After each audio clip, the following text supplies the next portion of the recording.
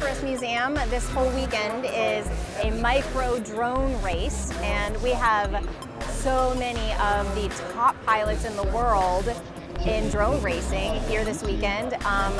Something really, really personal is that my son is one of those pilots, but also that 3 of the top 10 pilots that are flying in the pro class this afternoon are actually from Ohio. So it's just kind of a little like local thing, and we're just really proud of them, but also the entire community. Some of them are international pilots that have come in, and the community itself is international, but so small in the support and encouragement of each other.